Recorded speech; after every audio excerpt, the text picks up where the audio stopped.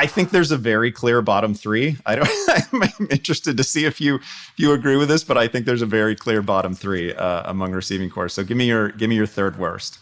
Okay, number 3 is New England. I Yep, feel that's like where I I'm got too. him. I feel like that might even be too generous, though. Obviously they just lose Edelman, who I wasn't really factoring into the equation anyways because we all knew he was like not healthy.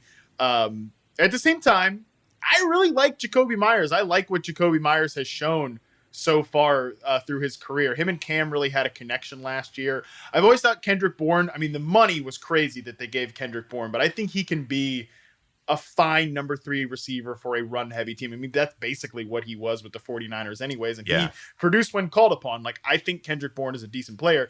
And I've always been a Nelson Agholor fan through all of the drops and stuff. Like, even last year, he had a ton of drops, but you just care less because when he's catching passes, they're, 40, 30 yards down the field, as opposed to with the stupid Eagles, they're just throwing him these like pop gun passes, like little slants and flats out of the slot. It's like, well, if he drops a 5-yard pass, yeah, I'm pissed because the reward is, he would have caught a 5-yard pass. Great, wonderful. That's really good for the offense. So I think the risk reward of Agholor as a player, if you're going to use him as a vertical receiver, which I think they will here in New England, the risk has been outweighed by the potential reward as long as he's playing that role, if that makes any sense.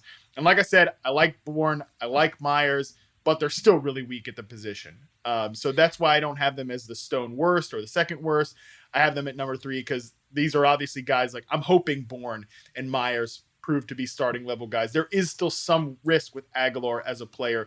The money was dumb for Agholor and Bourne, but I think they're okay players basically.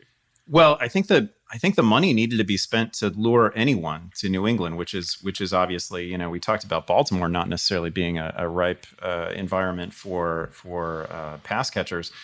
New England sure isn't, because Cam didn't really pass the eye test last year. Like it doesn't.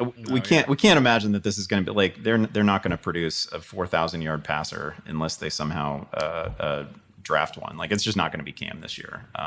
It is hard to imagine that this is going to be an environment that produces like an 1,100, 1,200 yard receiver.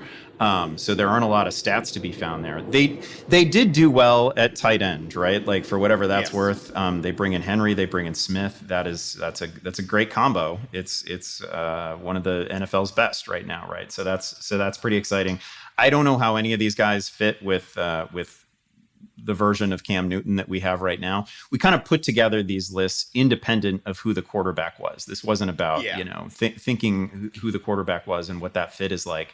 I don't know what it's going to look like with Nelson Agholor, but I don't see Cam as necessarily a timing and rhythm sort of passer. So I have no problem imagining that Agholor and Cam hook up, I don't know, 6-7 times this year for big splash plays, maybe touchdowns. So I don't hate it for Agholor. He's pretty close to the number 1 there. He's fine. I don't know. Where do you think he's going to fall in your ranks? Oh, I mean, nowhere interesting.